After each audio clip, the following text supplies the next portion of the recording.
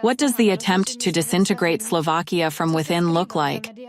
What lies behind the media campaign against ALLATRA, and how does the government respond to all of this? We were surprised by how far the tentacles of Nazism extend. We were shocked by the way disinformation from RACIRS spreads in a democratic country. But thanks to that, we have learned even more. And now you will learn about it too. It's time to speak frankly.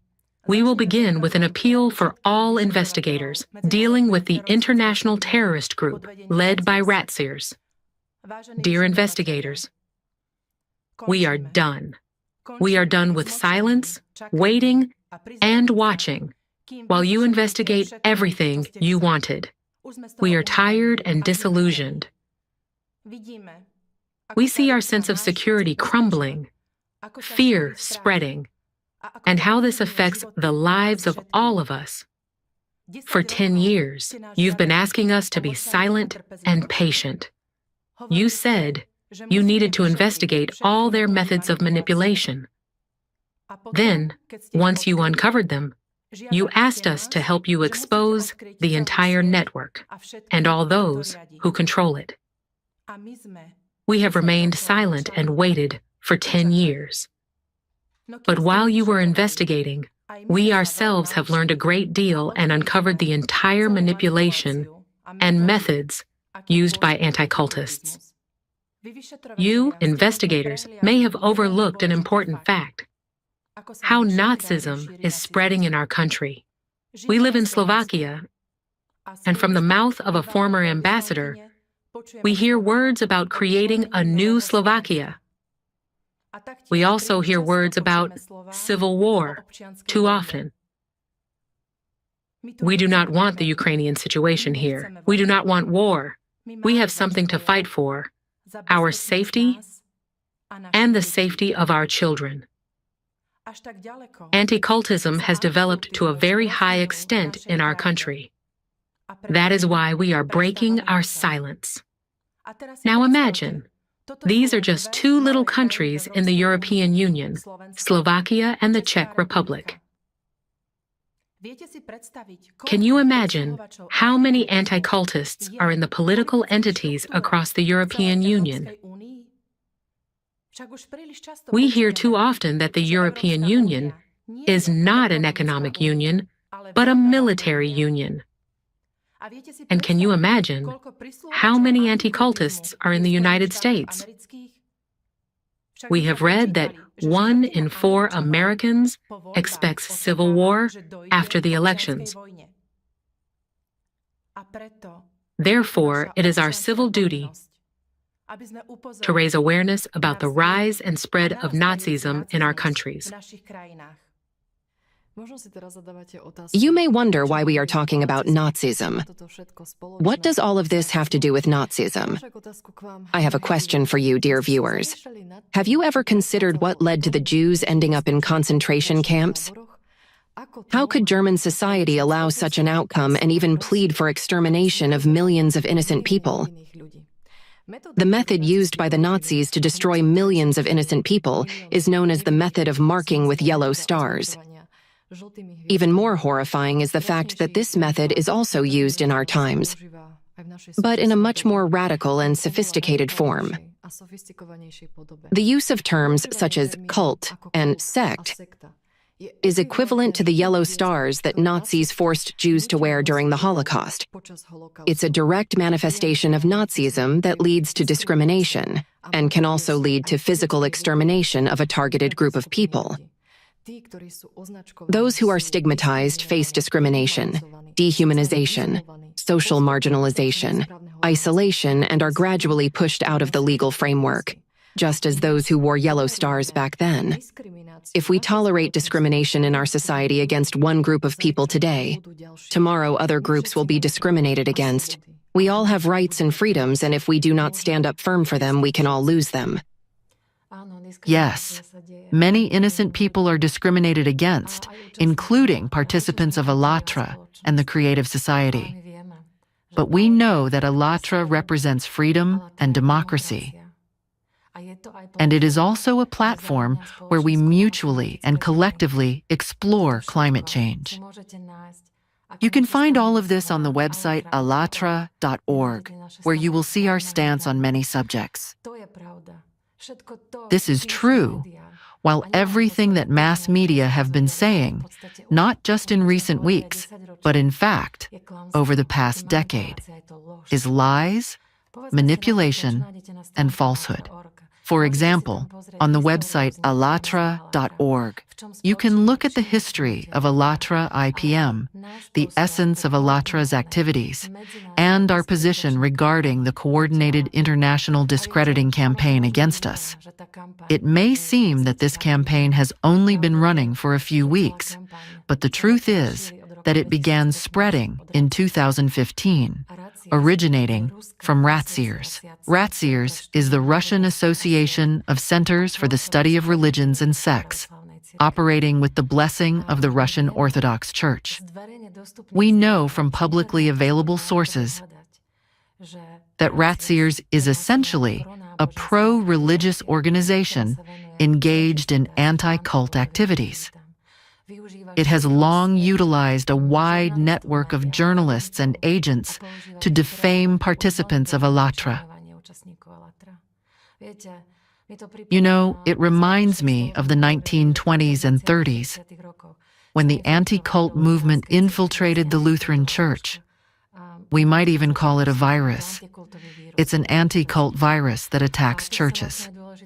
Here, I'd like to emphasize that ALLATRA is outside of religion and politics. We are not against the Russian Orthodox Church.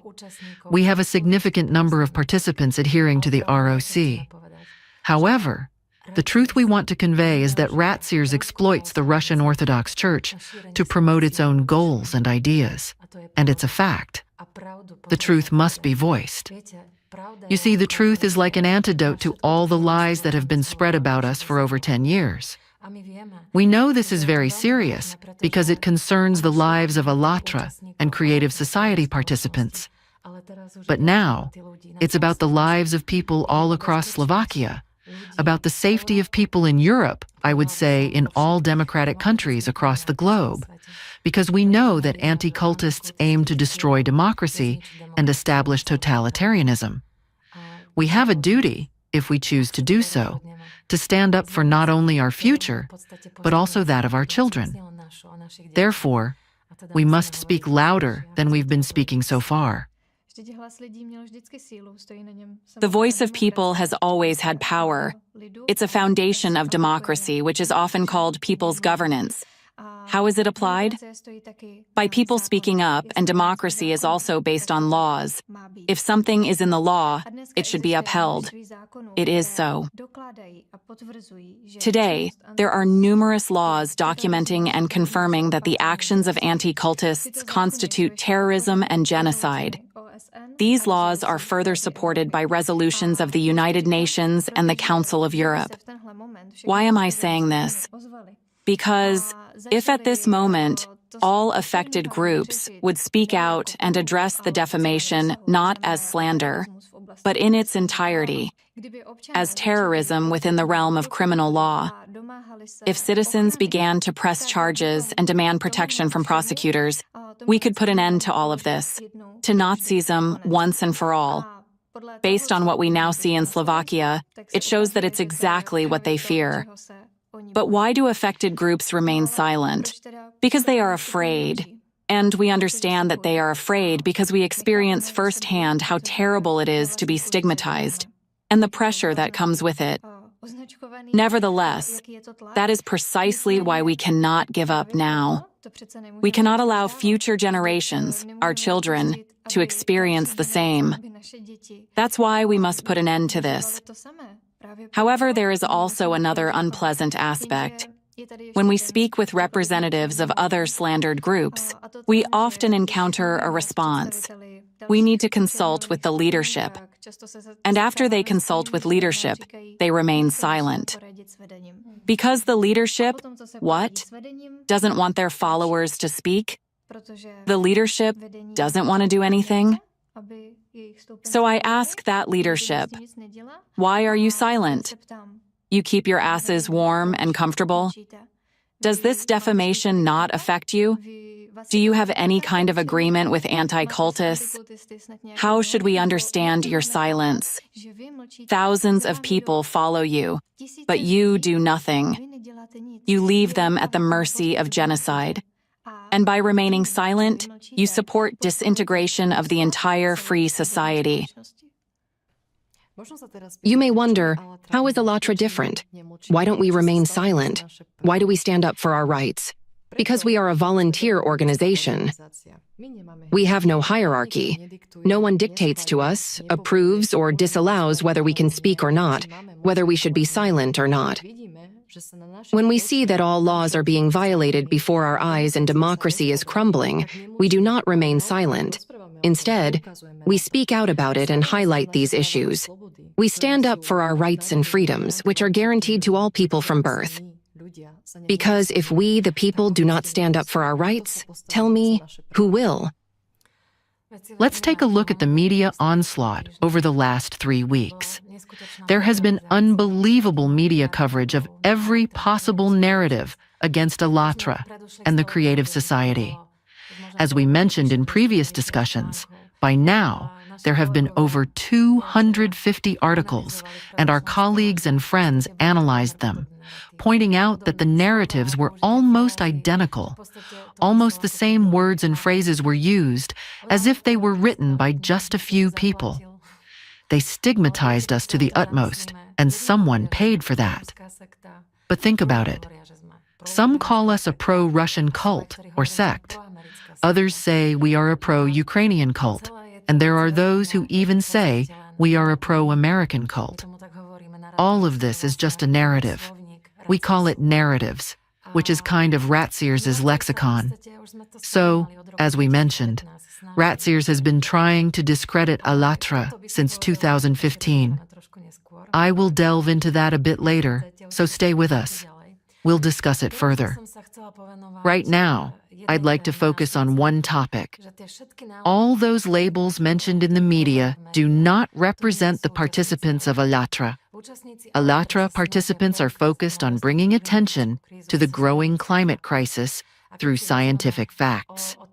The global scientific community and the UN are already speaking about the climate threat, and we are actually speaking in alignment with those institutions.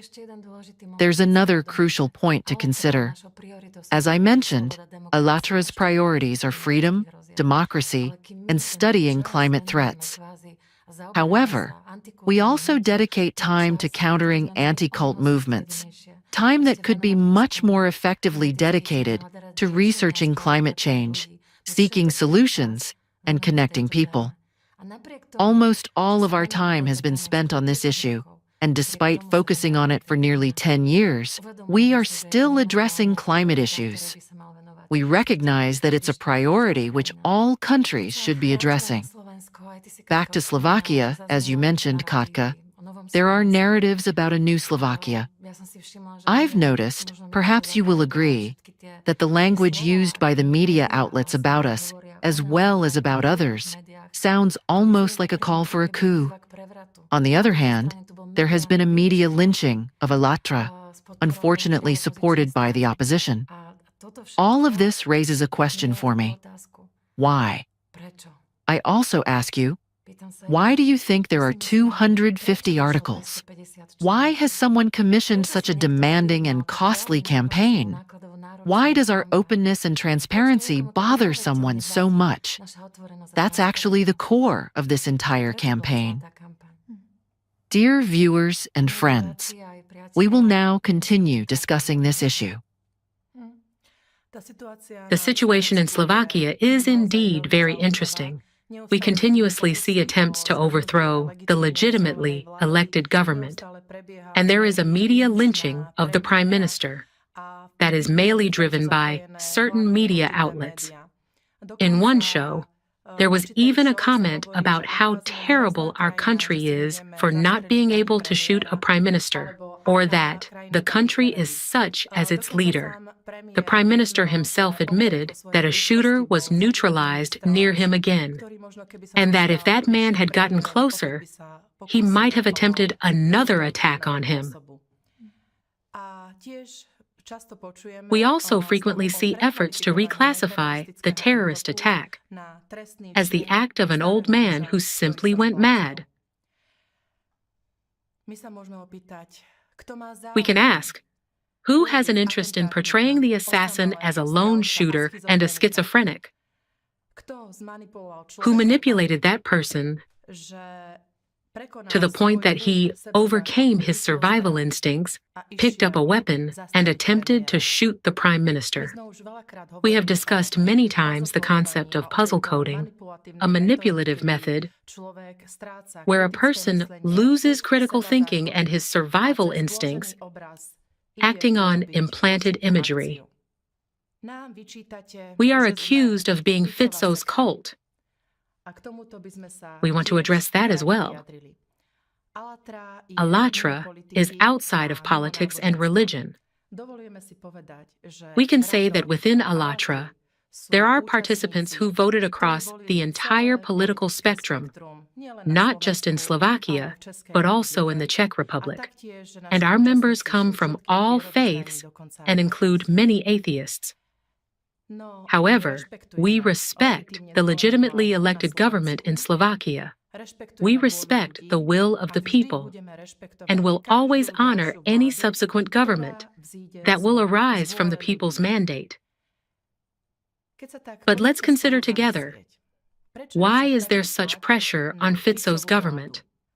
We know that Fitzo's government wants to cooperate with Russia because it is economically beneficial for all Slovak residents and presumably for Russia as well. Yet, the supporters of RACIRS here in Slovakia will not allow that and want to prevent it at all costs. They do not want cooperation. They want totalitarianism. If we look at Russia, President Putin, at the start of his tenure, supported democracy, aimed for cooperation, and wanted to join NATO while being pro-European. What is the situation there today? Putin is now under complete control of RACIRS, while RACIRS is under control of the Diveyevo order. Soon, we will see that he has no power left at all. It wouldn't be surprising if he is replaced in a few months. As I mentioned, Putin initially wanted cooperation. He had a pro-European orientation and supported democracy. But we can see how his rhetoric has changed under RACIRS's influence. It is claimed that the West has intervened. Of course, we know that RACIRS has its collaborators and agents in the West. If you still do not believe that President Putin lacks real power in Russia, let me give you an example. When Konstantin Putnik, head of the missionary department of Chelyabinsk, diocese of the Russian Orthodox Church, spoke out against Putin, it was not the FSB that came after him, but rather those who stood up to protect the president and reported this conduct. This illustrates the level of power RACIRS has in Russia. Let me return to the ongoing smear campaign currently unfolding in Slovakia. As we can see, it's a one-sided media campaign that only gives a platform to journalists who are RACIRS agents, while unfortunately, ALLATRA hasn't been given an opportunity to express its stance in the media. Now, let's look at social media. This extremely expensive campaign, where over 250 articles have been published within 3 weeks, dear viewers, do the math yourselves. It is full of lies, disinformation, and RACIRS narratives. It has resulted in a situation where we now see comments on social media filled with outright hatred and aggression towards the ALLATRA participants, and not just against participants, but also against the prosecutor who initiated the criminal investigation. As usual, anti-cultists are employing the methods of Goebbels, who famously said that a lie repeated 100 times becomes the truth. In this case, the lie has been repeated 250 times. Notice how the media accused the prosecutor of being a cult member. They constructed a very negative, extreme image of a cult member working in the prosecutor's office, even though the prosecutor was dutifully performing her work and protecting citizens' freedoms and rights. Yet, what do we see on social media? Comments accusing, insulting, and defaming the prosecutor. The peak of it all was a comment posted by Nazi and RACIRS supporters on social media. It stated that the prosecutor is sick, and her illness should be treated with a bullet. Do we realize what this means psychologically? The person who wrote this comment has a dominant negative image embedded in their mind, shaped by the media articles and RACIRS narratives. Whoever implanted this image knew exactly what kind of thoughts would ultimately arise in a person with an unstable psyche. These thoughts led this person to write that comment. It's a direct threat to the life of an individual and a legal system worker in Slovakia, as well as direct incitement for others to commit a crime upon reading the comment. These are the manipulative tools and techniques RACIRS employs through mass media. We ask psychologists, is this really acceptable? Is it normal to use manipulative methods and technologies in a democratic society? Another piece of evidence, and at the same time, a red flag that their manipulative influence works, is that we frequently encounter comments aimed against the prosecutor, as well as against other people involved. For example, when I browse through social media, I often come across comments like, "I'll wait for you and break your face," "I wish you would die," "I would buy you a rope," and similar messages.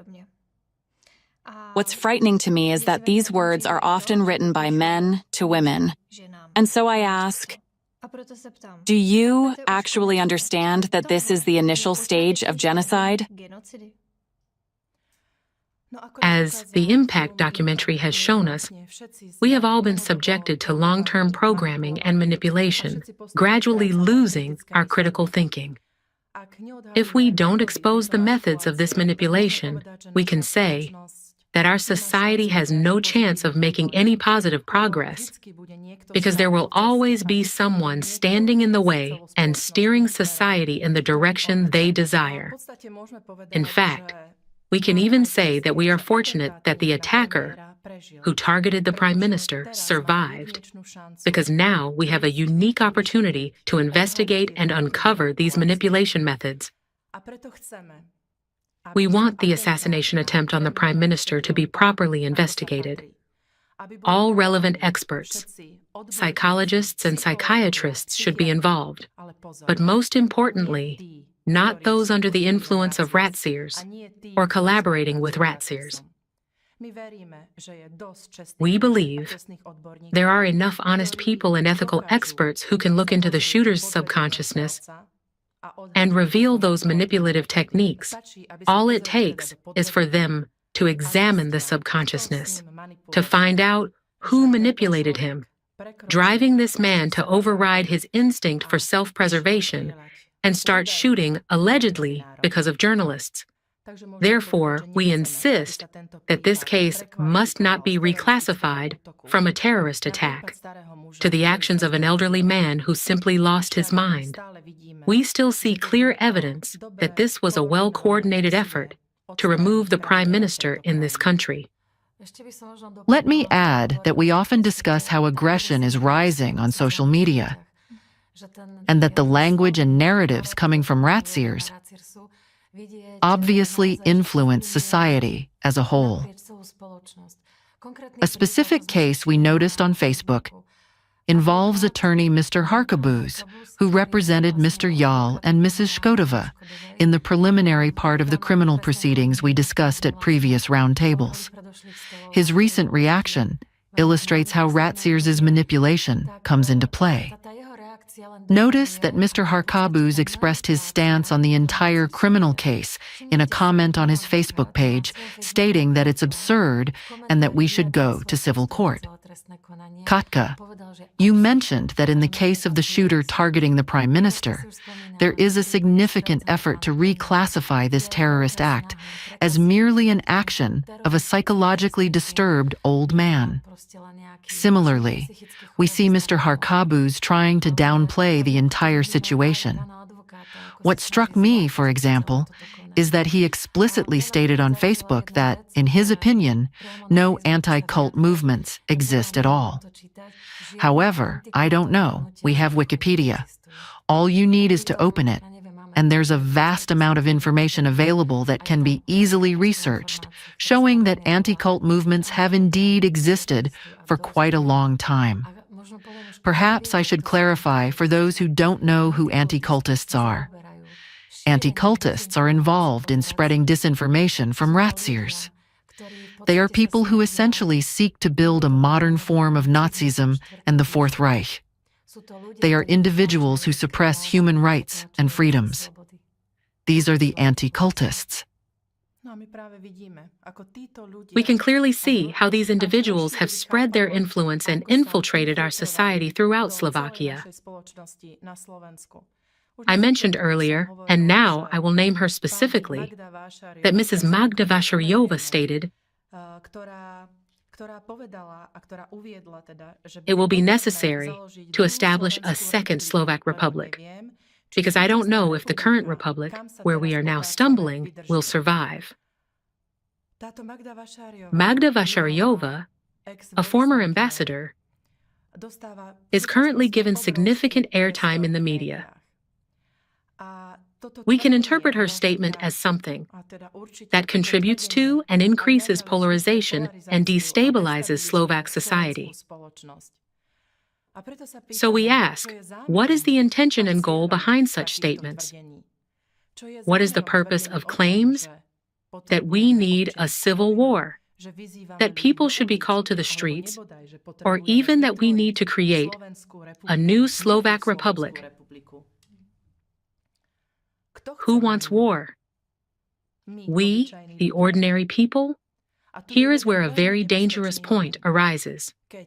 When politicians talk about war, they know they will be safe. They know they will profit from the war. But who will be the ones dying in that war? That will be us, ordinary people. The case of Ukraine demonstrates this reality. That's why we need to discuss it all. For those of us who examine RACIRS' methods, it wasn't surprising when Magda Vašariová started speaking about such things. We also found from other sources that Mrs. Vašariová gives lectures alongside Alexandra Alvarova on the same stage. And who is Alexandra Alvarova? You can find out more in the Impact documentary. Or here's a hint. She is one of the key figures of Czech anti-cultism. I want to go back a little bit. You've mentioned the new Slovakia, the alleged need to create a new Slovakia according to representatives of anti-cultism. Well, let's recall what was going on under Nazism and what Hitler advocated. The need to create a new Germany, the Third Reich, and now what? Should a Fourth Reich be built? The time of the German takeover was characterized by major changes introduced in all spheres of society, in politics, in culture, in the economy, all with the aim of creating conditions for a totalitarian regime. And part of the entire regime was certainly persecution of unwanted groups, including various religious groups, Jews, homosexuals, Roma, and many other objectionable communities. We already spoke many times about the Apologetic Center, which basically gave rise to Nazism as such, and the center maintained a blacklist of 500 groups. Doesn't that remind us of anything? Isn't that exactly what is happening now? Persecution of various groups, phrases about the need to create a new Slovakia, and upheavals in politics. Now, going back to Slovakia, let me provide some historical context. Earlier this year, we came across a seemingly innocuous flyer on the website ozintegra.sk. It said, "Suspicious communities. How do you recognize a dangerous group? These 15 signs will help you." The author of this post was Ms. Ivana Škodová. What shocked us was that this page, or rather this flyer, had a tag which included ALLATRA, the Creative Society, and tags for several other groups and communities. This raises a question. If such a tag is added to what can be described as a sensitive or even destructive topic, since we are talking about allegedly suspicious communities, this surely requires research and some evidence to justify the tag's placement. I find it unlikely that a well-established expert who has worked in this field for decades would place such a tag without carrying out a thorough research. What's more interesting is that later on the same website, in the section about cults, there appeared an interview with Mr. Yall, who expressed very harsh and defamatory opinions about the volunteers of ALLATRA and the Creative Society in an extremely derogatory manner. This makes me wonder, did Ms. Škodová really study the Creative Society and ALLATRA, or didn't she? Why are we being linked with religion and politics when we are outside of both? Let me read you a piece from an interview published on the website dingier.cz on October 16th, where Mr. Wojciech interviewed Ms. Škodová. Here's what she said. "No one asked about ALLATRA or the Creative Society, so I didn't explore them in depth. That is why you won't find any statement about them on ozintegra.sk. However, if someone did ask me, I would unequivocally advise against their activities in schools, at the very least, because schools should, in principle, remain politically and religiously neutral, and the educational content should be based on scientific knowledge. These principles are violated by ALLATRA. What I consider most concerning is their extreme focus on apocalyptic predictions. In this regard, I have a few questions. Did Ms. Škodová examine information about us?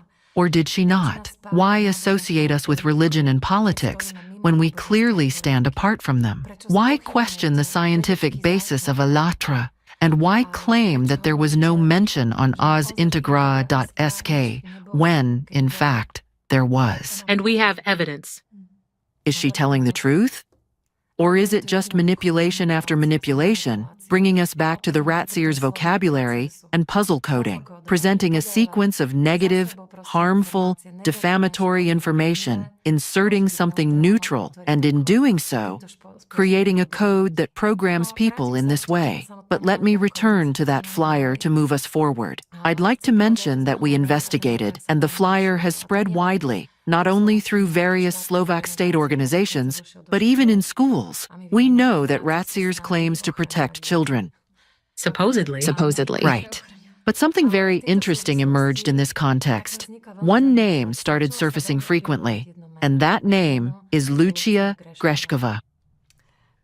Exactly. Ms. Lucia Grešková works in the Department for Church Affairs at the Ministry of Culture and focuses on unregistered religious movements and religious extremism.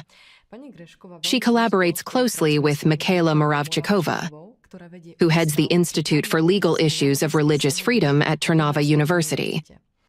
Ms. Moravčíková refers to the works of Czech religious scholar Zdeněk Wojciech, as well as Alexander Dvorkin, a Russian religious scholar and head of RACIRS, whose book she even translated into Slovak. Both of these women were part of the Institute for State and Church Relations, established in 1997 and dissolved in 2011. They both held leadership roles for over a decade. Interestingly, in 2000, this institute became a member of FECRIS, the European Federation of Centers of Research and Information on Cults, which aimed to turn the institute into a hub for studies in the field of cults and sex. So it's been almost 25 years of their collaboration with FECRIS. This means that what is currently happening in Slovakia must have been carefully planned for a very long time. We often wonder where the disinformation from RACIRS arises from in the media, but we know that RACIRS and FECRIS are connected. Additionally, just for your understanding, it's important to say that FECRIS is an anti-cult organization based in Paris that has been summoned to court multiple times and has lost those trials. And please note that the Institute had a close working relationship with FECRIS on an international level, participating in their annual conferences and drawing information from their literature and rhetoric. After the Institute was dissolved in 2011, its activities didn't cease. The responsibilities it once handled were taken over by the Department for Church Affairs at the Ministry of Culture, where Lucia Greshkova currently works. This department continues to operate using taxpayers' money. Meaning our money. Our money. For instance, on the official FECRIS website, we can find Lucia Greshkova listed among the participants at the conference that took place in 2015. At Trnava University, where Ms. Moravchikova works, international scientific conferences have been held annually since 2018, in collaboration with the Department for Church Affairs of the Ministry of Culture and other universities. As for the topics of those conferences, they mostly focus on religions, religiosity, conspiracy theories, and the migration crisis. Zdeněk Wojtyszek has been invited there multiple times as a guest and was a member of the Scientific Council for this conference. They arrange those conferences very eagerly and frequently. But for a democratic society, such events are quite a disaster because they involve politicians, various government officials, police officers, and the general public. And after each of such conferences, a certain manual is created, which ultimately aims to provide specific instructions on how to undermine democracy from within, detailing specific steps to destroy democracy.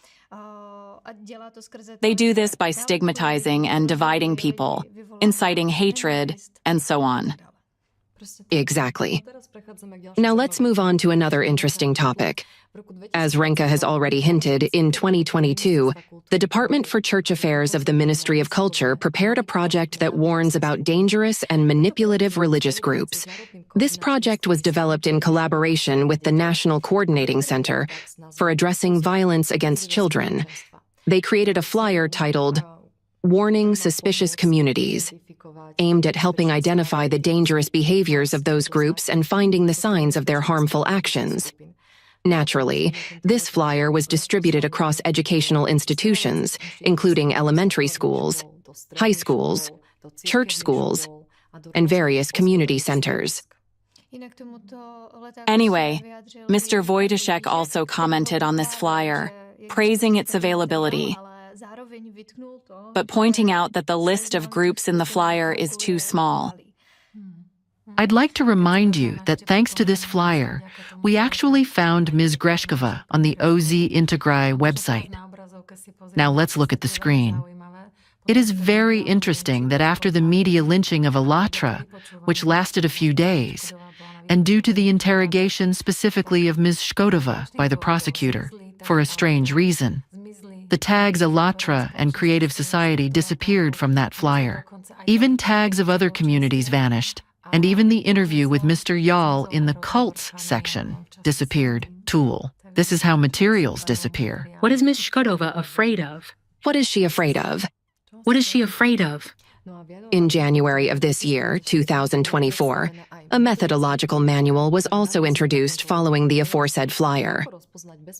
It is titled, "How to Recognize a Safe Community in Online and Offline Space." The manual was compiled by a group of authors, including Lucia Greshkova and Ivana Shkodova. Regarding the content of this manual, it claims to have very commendable goals, such as developing critical thinking, declaring worldview tolerance, and protecting children and teenagers. In particular, protecting children. However, on the other hand, it determines which communities are safe and which are dangerous. This is a hidden manipulation, as they are now going to tell children and adolescents which communities are safe and which are dangerous. What they are supposed to think. What are they supposed to think about these communities, and how should they behave toward them?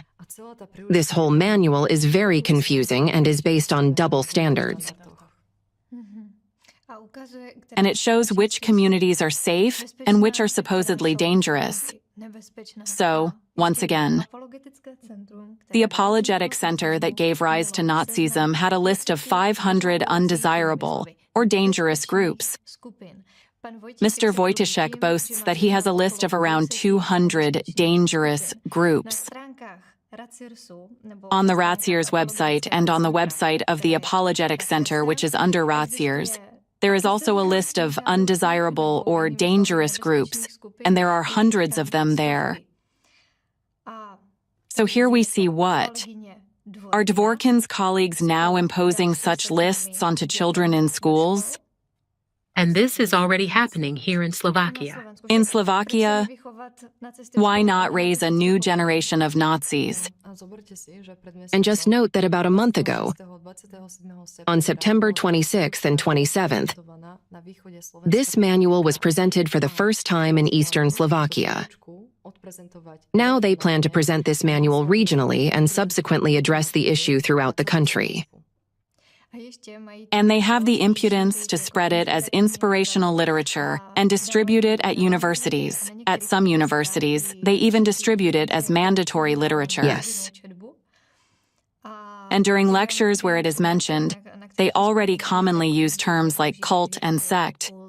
Where does that lead us? We've talked about this at many previous roundtables, that so-called anti-cult armies are being formed among young people. Again, we see that such manuals are being provided to which departments and which students. Psychology students, philosophy students, law students, future teachers, and so on. But these are the very people who ultimately uphold democracy. They are the ones who will determine the future course of society and educate the next generations. Yes, exactly. There is one more noteworthy thing. On the official websites of the Ministry of Interior and the Ministry of Culture, we can find this manual. I'm really curious whether the ministers who head those ministries are even aware of the existence of this manual and its content. And who approved it? That's what we should be asking. Who approved it to be there? Clearly, this manual divides people. Do the ministers agree with that? We say that such a manual must not be given to our children to manipulate them or lead them to think, this is right and this is wrong. This undermines any critical thinking. Now we can imagine that the manual will be presented to children in a classroom, where, for example, one child may be from among Jehovah's Witnesses, another from ALLATRA, and a third from another group. What will happen? Children talk among themselves. They know everything. Such a child will definitely become a black sheep, an outcast. The other children will immediately make it clear that they are superior, while he is inferior. And this is how society gets divided. Aggression will naturally arise because if they label those groups, and the children whose parents are in those groups as dangerous, a person will think, if something is dangerous to me, it's clear that I'll be afraid of it. Meanwhile, fear provokes aggression. So if a child or even an adult is under such a pressure for a long time, they will begin to exhibit aggression. For a child, it also means that he cannot get close to the indicated people, and he cannot even get to know what kind of group those people are, who they are. Are they honest people? Is this person a good friend? No. Anti-cultists simply form standards. Something is okay while something is not okay. This goes against any principles of our Constitution, against freedom of speech, and against freedom of belief. This doesn't seem like signs of democracy to me at all. It absolutely resembles the features of totalitarianism. When we look at the language, the methodology, and the narratives of RACIRS, they say, we want to protect the weakest, namely children, families, and single mothers. They allegedly do everything to increase their safety, take all relevant steps, publish flyers and manuals for the protection of children. That's the language. But as we discussed at numerous roundtables, all the events taking place under the influence of RACIRS' manipulation evidence that the reality totally differs from the words and goals they declare. It's like mold in a golden box. Their activities differ dramatically from the goals they announce. We have already presented a large amount of information to determine who Lucia Greshkova really is and whose interests she represents. From a reliable source, we learned that Lucia Greshkova filed a request with the prosecutor's office to revoke the registration of Jehovah's Witnesses in Slovakia. Wait, this is very serious information. What would it mean to revoke the registration of Jehovah's Witnesses who have had their basic rights and freedoms secured on our territory for many years and have been able to carry out their missionary activities? They have been under protection. If they are no longer protected, it could lead to even greater discrimination. Persecution might occur, and what's then? Would it result in genocide, just as it is happening in Russia? And what is also important to mention, just imagine, if this government were to revoke the registration of Jehovah's Witnesses, what would happen? Trust in the government would be absolutely undermined, not only for Jehovah's Witnesses, but for other groups as well, as it would indicate that the government fails to protect people's rights and freedoms, including religious freedoms. After all, many Jehovah's Witnesses might be voters for this government. It would be a slap in the face to them. I actually wonder, does this request come from Ms. Greshkova, who is an employee of the Ministry of Culture? Does the minister know what is happening in her ministry? Does the minister realize that an internal decay is occurring, that groups are being divided into more chosen and less chosen, into superior and inferior? This is the very foundation of Nazism, where one group elevates itself while another is belittled. And there's also a human aspect to this, I would say. How many Jehovah's Witnesses are there in Slovakia? I think it's around 20,000. And that's not just 20,000 people, that's 20,000 families. Now, if we calculate that each family has about 4 people, and this topic also affects grandparents, siblings, let's multiply that by 8. So that's 160,000 people in Slovakia who could be stigmatized, persecuted, and discriminated against. Just think of how many children will be stigmatized if RACIRS claims to care about the safety and protection of children. As if. Don't they really care that children would be endangered and persecuted in this way? I really want to emphasize 160,000 citizens, fully fledged citizens just like everyone else. After all, they are people, first and foremost. And, it doesn't stop at 160,000 because similar efforts are happening now in the Czech Republic, where an activist, Y'all, is calling on social media for people to sign a petition to deregister the Jehovah's Witnesses. We also know that they have already been banned in Norway. They have been banned in Russia, and it went even further there. They can even be imprisoned there. They are really being persecuted there. Children are taken away from them. Yes, their children are taken away. In the Impact film, we saw them being attacked in the streets, sometimes even killed, and their homes being set on fire. And who caused this? RACIRS. And here, we keep saying that what's happening in our democratic countries is under the RACIRS influence. Is this what we want here? Seriously? Let's go over some more examples.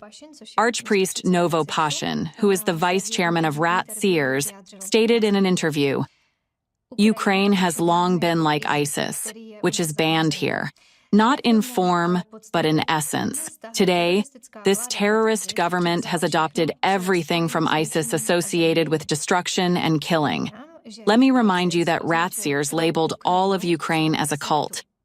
And now, Look at Ukraine today. The war has begun there. Mr. Novopashin labeled Ukraine in this way. Yes, Novopashin. We talked about the comparison to ISIS, so now I'll read a recent post regarding ALLATRA. I will read it in Slovak, so forgive me for my accent. The hardcore members of this cult are no less fanatical than suicide bombers like those from ISIS. They believe that only they are the chosen ones, and anyone who doesn't believe is a potential enemy, who ultimately must be eliminated. From there, it is not just a step to suicide bomb vests. It's barely half a centimeter away. You might think it's a coincidence that they came up with the same comparison, or how did it happen? We should realize that there is always someone who says things first, who presents that image, and everyone else, whether on social media, in comments, or among Czech or Slovak representatives of anti-cultism, just parrots what someone from RACIRS has said. Now let's go further. We talked about Ms. Shkodova. Yes. And we mentioned the article in Dingir, an interview with Mr. Wojciech. And now I will quote her. For 30 years, I started every lecture by saying I stand for freedom of religion, I respect the Constitution, and I only want to inform people about the risks of some so-called cults. But back in 2007, Ms. Shkodova was working with Dvorkin. So we see they're longtime friends. And in the screenshot you see on the screen now, you can read that she told Titan that she views Mr. Dvorkin as the director of the Partner Moscow Center. Draw your own conclusions. Let me give more examples. It's eye-opening. We talked about dangerous conferences here. Yes. So now I'll read an example. At the conference, Totalitarian Cults, a Threat of the 21st Century, which took place in 2001, Archpriest Dmitry Smirnov, who is a representative of the Russian Orthodox Church, which we know is connected or associated with RACIRS, made the following statement. I'll now read excerpts from it. Citizen appeals are a serious provocative factor. It costs a certain amount of money, but this cannot be avoided. It is also possible to get any cult shut down, completely, if we want to do so. And it can be handled by just two people. One will write, and the other will spread the message. And now imagine how much those 240 articles in Slovakia must have cost. And the fact is that only a few people wrote them, while the others just copied them without any investigation. I continue reading from Smirnov's statement. The same applies to work in government agencies. Sometimes a minimum number of activists is enough to organize events on a national scale. All it takes is finding these activists and getting them to act as a small team. That's why they organize conferences, train politicians and the police, because they are searching for and recruiting their activists. Second, I called it names and addresses. Two people in any city can easily find out addresses, surnames, names, and home addresses of leaders of all existing cults. It is possible to take photos of them leaving their homes, so that every resident of the city would know what they look like, know their surnames, names, home address, and phone numbers. And the second stage is to say what kind of cult it is. Very briefly, at the very least, more than a few stones will be thrown through that window. Well, that's exactly what we're experiencing right now. Because our photos, names, surnames, and addresses of our companies are being shown in the media. The logos of our companies. Logos of our companies. They are creating the target and deliberately generating hatred in society, so they can get rid of this target, this so-called cult. And then the bricks start flying. Another tool. You can regularly, under the guise of advertising, show a list of totalitarian sects in the cheapest newspapers or on TV, displaying the leaders and their addresses, so the public can recognize them. No need to call it a totalitarian sect. You can come up with something like a destructive cult, Yes, we have an apocalyptic cult, a destructive sect, a totalitarian cult. We have a hybrid threat. We have a wide selection. Yes, and these terms are completely unfounded, without facts. After all, Smirnov said they can make them up. And the last part of the quote, "It is necessary for every politician to understand that if their program does not include the words, 'fight against totalitarian sects,' they won't pass. We hired them, you see. They are our servants." What outraged the politicians of Progressive Slovakia Party so much that they felt the need to hold a press conference? Well, let's take a look at that. They accuse us of being pro-Russian. Yet, according to the information provided, they are promoting Russian narratives themselves, but not Russian as a country. Rather, they come from RACIRS, which settled in Russia, and unfortunately, Russia is the first country they destroyed. And we have already talked about and uncovered the network of RACIRS and their accomplices. But we know very well that RACIRS wouldn't have such power in Slovakia or anywhere in the world if it weren't for the bribed media and bribed journalists who spread this whole propaganda. 3 people write an article and 4 others copy it, exactly just like those articles in Slovakia might have been written by 3 or 4 people, and the others just spread them. We searched and found a very interesting precedent where Julius Streicher was convicted.